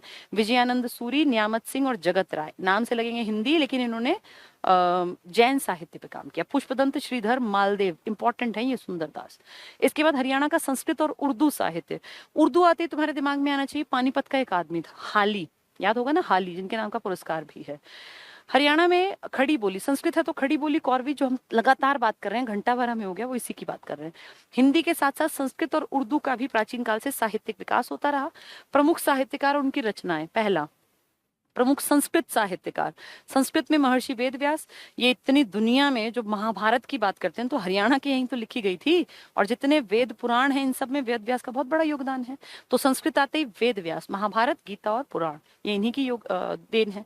पंडित विद्याधर शास्त्री, बहुत बड़ा नाम, इन्होंने विवाह पद्धति, वास्तु शांति पद्धति, शिक्षा न्यास, देवचय याज्ञिक, कात्यायन, मतलब बहुत सारी चीजों के ऊपर काम किया पंडित विद्याधर शास्त्री ने। क्या याद रखोगे, संस्कृत के थे विद्याधर शास्त्री। पंडित विद्यानिधि हैं, इन्होंने भी संस्कृत के ऊपर ढेर काम किया। अब ये सब याद नहीं होनी कि सारी याद हो जाए, ऐसा नहीं हो सकता, लेकिन संस्कृत में बहुत बड़ा काम किया। पंडित छज्जू राम शास्त्री, इन्होंने भी संस्कृत के ऊपर काम किया। पंडित पंडित सबके नाम में लग रहा है। आचार्य भगवान देव, इन्होंने भी संस्कृत में काम किया। देखो चरित्रम शतकम, महाभाष्यम, तो इस तरह की चीजें ना ये संस्कृत में आती है हमेशा, हलंत वाली। खुदा बख्श अहमद, हरियाणवी रामायण। ये खुदा बख्श अहमद वही है जो आप समझ रहे हैं हरियाणवी, किसने लिखी थी, अहमद बख्श थानेसरी, वही तो है ये अहमद बख्श थानेसरी को खुदा, जैसे किसी के नाम के आगे कुछ भी जोड़ लेते हैं, अहमद बख्श है, हरियाणवी रामायण वही है ये जो हम पहले से पढ़ रहे थे। प्रोफेसर हरि सिंह ने लिखी है। रामेश्वर दयाल शास्त्री जी ने संस्कृत में काम किया। बाण भट्ट ने संस्कृत में हर्षचरित, कादम्बरी, चंडी शतक, पार्वती परिणय, ऊपर भी पढ़ के आए हो तुम। राम प्रसाद ने स्वदेशी दर्शन, राम प्रसाद स्वदेशी दर्शन, अपने देश के बारे में। हरियाणा के पहले सूफी संत थे शेख मोहम्मद तुर्क, ये पूछ लेंगे हरियाणा का पहला सूफी संत कौन था। शेख, शेख तो हर एक के नाम में लग सकता है। मोहम्मद तुर्क, ये पहले सूफी संत थे, मतलब मुस्लिम विचारधारा वाले, जैसे तुम्हारे संत थे ना ऐसे ये मुस्लिम संत थे। सूफी संत शाह गुलाम जिलानी, रोहतकी की चौपाइयां प्रसिद्ध है। पूछ लेंगे किस सूफी की चौपाइयां प्रसिद्ध हैं, अभी आप अपनी चौपाइयां भी पढ़ रहे थे, तो उनका नाम क्या गया, रोहतिका, क्या लिखते हैं, रोहतकी। सूफी संत शाह गुलाम जिलानी, शाह गुलाम जिलानी रोहतकी, इनकी चौपाइयां फेमस हैं। ये सूफी हैं, मतलब मुस्लिम लोग हैं ये। शाह मोहम्मद रमजान शाहिद को हादी हरियाणा के नाम से जाना जाता है। पेपर में हादी हरियाणा कौन है, तो तुम टिक करोगे शाह मोहम्मद रमजान शाहिद। इन्होंने गद्य और पद्य, मतलब कविताएं भी और कहानियां भी, दोनों में अनेक पुस्तकों की रचना की, जिनमें वसीयतनामा, आखिरगत, बुलबुले, बागे नवी और अकायदे अजीम प्रमुख हैं। नाम याद नहीं हो सकते, ये नाम याद रख लो, शाह मोहम्मद रमजान शाहिद, हादी हरियाणा। हजरत खैरू शाह ने, ये इंपॉर्टेंट है, हजरत खैरू शाह ने 12 मासा ये किताब लिखी और राजा राम शास्त्री ने प्रकाशित करवाई, क्योंकि राजा राम का योगदान बहुत बड़ा है ना। अभी आप पढ़ रहे थे झाड़ू फिरी, फफा कुट्टनी, पढ़े ना हमने अभी, तो राजा राम ने ये किताब प्रकाशित करवाई। किसने लिखी है ये, हजरत खैरू शाह ने। क्या नाम है इसका, 12 मासा। किसने प्रकाशित करवाई, राजा राम शास्त्री ने, जो कि हिंदी की पहला नॉवल लिखेंगे अपने हरियाणवी का। सूफी संत शाह गुलाम जिलानी, अभी ऊपर नाम आ रहा था। रोहतक की चौपाइयां प्रसिद्ध हैं, तो पूछेंगे रोहतकी, इनकी, रोहतक की लिखा है ना, ये रोहतकी इन्हीं के नाम का है, ये थोड़ा सा लिखने में मिस्टेक है। क्या नाम है इनका, संत, सूफी संत तो सबको कहते हैं, जैसे संत हमारे ऐसे इनके सूफी, शाह गुलाम जिलानी, रोहतकी, ये रोहतकी, इनकी चौपाइयां प्रसिद्ध है, जैसे रामायण की चौपाई ऐसे इनकी अपनी उसमें चौपाई। उर्दू का हाली पुरस्कार है, और ये हरियाणा में अल्ताफ हुसैन हाली, जो एक कैरेक्टर है पानीपत में जन्मे, इनके नाम पर दिया जाता है। हाली पुरस्कार अल्ताफ हुसैन हाली के नाम पर, ये पानीपत में इनका जन्म था। नाथ संप्रदाय पढ़ें तो नाथ में आते दिमाग में आपके चौरंगी नाथ, मस्त नाथ और गोरखनाथ आएंगे। पहला चौरंगी नाथ है, इन्होंने प्राण सांकली, भावनोपदेश और श्रीनाथ अष्टक, याद नहीं होने न करना, सिर्फ नाम पढ़ लो, ये नाथ है चौरंगी नाथ। सिद्ध योगराज पूर्ण नाथ, हरियाणा के कुरुक्षेत्र यूनिवर्सिटी के संग्रहालय में 5 नाथों का वर्णन है। वैसे मैंने क्या बताया, 9 इंपॉर्टेंट नाथ हैं, जिनमें पहला गोरखनाथ महाराष्ट्र से है, फिर ढेर नाथ हैं, आपने इंपॉर्टेंस दी 9 को, उनमें से आपके 5 यहाँ पे। तो कुरुक्षेत्र विश्वविद्यालय के संग्रहालय म्यूजियम में 5 नाथों का वर्णन है, शारदा लिपि में। पूछ लेंगे हरियाणा के नाथ संप्रदाय का वर्णन जो है किस लिपि में, शारदा। कितने नाथों का, 5 का, वैसे 9, जैसे अष्टांग योग, षट चक्र निर्णय, अमरोध शासनम, विवेक मार्तंड, हठ योग प्रदीपिका। नहीं याद होने, सिर्फ इतना याद रखना, केयू में जो म्यूजियम है वहां 5 नाथों का वर्णन है और शारदा लिपि में है, ठीक है। मुहावरे और लोकोक्तियां मैं बिल्कुल नहीं पढ़ाऊंगी, क्योंकि मुझसे ज्यादा बेहतर तुम्हें खुद ही आता है। ये तुम्हारे घर में बड़े बूढ़े खूब बैठते बातें करते हैं, जो रोज लोकल भाषाएं बोलते हैं ना, वही तुम्हें पढ़नी है। जैसे ठाली बैठ नान काटड़े मुंडे, ये तुम्हारे वहां बहुत बार बोलते भी होंगे, ये सारे पढ़ लेना। अंघाई करना, कुल्हड़ में गुड़ फोड़ना, सब एक जैसे हैं ये। तुमने अपने घरों में अपने बड़े बूढ़ों से, चाहे वो पढ़े लिखे ना हो, लेकिन इनका यूज करते हैं वो, ठीक है, ये सारा। तावला से बावला, अपना मारे छां में गिरे, कितनी बार तो सुन रखा है हमने बड़े बूढ़ों के मुंह से। हरियाणा के प्रसिद्ध साहित्यकार, लास्ट टॉपिक आ गया, यहाँ पे खत्म हो जाएगा। ये सब तुमने पढ़ लिया, सिर्फ एक रिवीजन है, क्विक रिवीजन 1-2 मिनट की, ताकि आपको सारी चीजें याद हो जाएं। राजा राम शास्त्री, ना दिखाई दे कोई दिक्कत नहीं है, सब कुछ पढ़ा हुआ है, बोलती जाऊंगी सुनते जाना। राजा राम शास्त्री पहला नाम है, झाड़ू फिरी हरियाणवी का पहला नॉवल, और पहले हरियाणवी उपन्यासकार हैं, तो कोई बड़ी बात है ही नहीं, पढ़ के आयो। संत गरीबदास झज्जर के छुड़ानी गांव में जन्मे 1717 में, जन्म छुड़ानी, झज्जर 1717, वही सेम बात लिखी है। अगर नहीं दिख रहा तो ऐसे नहीं कि कोई बहुत बड़ी टेंशन है, सुनते जाओ। गुरु गोरखनाथ महाराष्ट्र के, नाथ संप्रदाय के 9, तुम्हारे कुरुक्षेत्र यूनिवर्सिटी के म्यूजियम में 5, शारदा लिपि में जिनके बारे में, बाकी लिखा है हरियाणवी राग और भजन इन्होंने भी गाए। संत नित्यानंद सबसे बड़े फॉलोअर किसके, गरीबदास के, जो छुड़ानी के थे। नित्यानंद सत्य, सिद्धांत, प्रकाश और 12 खड़ी लिखी है। जैतराम गरीबदास के बेटे हैं, गरीबदास के पुत्र, लगभग 25 पुस्तकें लिखी, वो सेम बातें हैं। दयाल दास विचार प्रकाश संत जैतराम के समकालीन थे, यानी बेटे के समकालीन हैं गरीब दास के, और गरीब दास के प्रशंसक हैं, तो इनका नाम है दयाल दास। दयाल दास संत जैतराम के समकालीन और गरीब दास के शिष्य है, अनन्य भक्त थे। ठीक है। गुलाम कादिर तुम पढ़ के आए हो, भी सूफी थे गुलाम कादिर। प्रेम लहर, प्रेम वाणी, ये रानी लिख दिया, पानी वाणी होना चाहिए। प्रेम प्याला, इंतखाब, जोगे सागर, प्रेम से संबंधित लिखा इन्होंने, गुलाम कादिर सूफी थे। सादुल्ला तुमने अभी भी पढ़ा, मेवात क्षेत्र के थे, महाभारत लिखी इन्होंने। ताऊ सांगी हमने कई बार पढ़ा, रुक्मणी विवाह के अलावा बहुत कुछ लिखा। ताऊ सांगी ने बहुत इंपॉर्टेंट जगह बनाई थी, वही लिखा, 19वीं शताब्दी में इन्होंने एक इंपॉर्टेंट जगह बना ली। हरिदास, राजा रतन सेन, जो कि सांग के स्टार्टिंग के कैरेक्टर थे, जो पद्मावत का मेन, जो उनके हस्बैंड थे रतन सेन तो थे, ताऊ सांगी के समकालीन थे हरिदास। सैयद गुलाम हुसैन शाह, इन्होंने दाहिने हाथ का शंख राम माला, सैयद से नाम समझ जाओ, ये मुस्लिम होंगे। बंसीलाल, ये आपके सीएम नहीं, वैसे ही राइटर हैं, तो इन्होंने राजा नल, राजा गोपीचंद, गुरु गुग्गा, इस तरह के बहुत सारे कैरेक्टर्स के ऊपर लिखा। संत आत्मानंद, इन्होंने हरियाणवी भाषा में असंख्य भक्ति के भजन, पद और गीत लिखे, ऐसे ढेर थे संत तो। कवि योगेश्वर बालक राम, तो इन्होंने पूर्ण भगत के ऊपर लिखा। पूर्ण भगत कौन है आपका, चौरंगीनाथ, उन्हीं का नाम तो पूर्ण भगत था। रामायण शीलादे कुंजड़ी। अली बख्श रेवाड़ी के, अली बख्श जिनको कहते हैं फादर ऑफ, ये जो लोकल लेवल पे हमने फोक थिएटर देखा ना अपना हरियाणा का, इसके जनक है, इसलिए रेवाड़ी सांगियों की कर्म भूमि बना इनके कारण। अली बख्श रेवाड़ी के थे ये। अहमद बख्श अलग आदमी है, अली बख्श अलग आदमी है। अहमद बख्श है थानेसरी, जो कौरवी में रामायण लिखेंगे भी और पेश भी करेंगे। अहमद बख्श, इनका नाम है अली बख्श, ये रेवाड़ी के हैं, इनके कारण ये कहलाते हैं father of Haryanvi folk theatre, इनके कारण रेवाड़ी कर्म भूमि है सांगियों की, वही है ये। तमाशा राजा, पद्मावत, कृष्ण लीला। अहमद बख्श, अगला ही नाम देखो, बख्श दोनों में है, एक अली एक अहमद। अहमद बख्श है थानेसरी वाले और अली बख्श है रेवाड़ी वाले। इन्होंने रामायण लिखी कौरवी में, सबसे इंपॉर्टेंट पॉइंट है ये। इसके अलावा जयमल, पन्ना, सौरठ, गूगा चौहान, पद्मिनी, चंद्र किरण। कवि शंकर लाल शुक्ल है, भक्त प्रहलाद और भक्तमाल, ये भक्त से संबंधित लिखा। ठीक है, तो ये आपका टॉपिक कंप्लीट हुआ। जैसे कौरवी किस बोली के मानी जाती है, हरियाणा की राजभाषा क्या है, कवि पुष्पदंत की रचनाएं किससे संबंधित है, तो संप्रदाय पूछ लिए। जैन काव्यधारा में हरियाणवी का प्रयोग किसने किया, किसने पद्य में इसका यूज किया, तो पृथ्वीराज रासो किसने लिखी। लोक कथा आल्हा में किस रस की प्रधानता, आल्हा उदल मैंने भी आपको बताया था।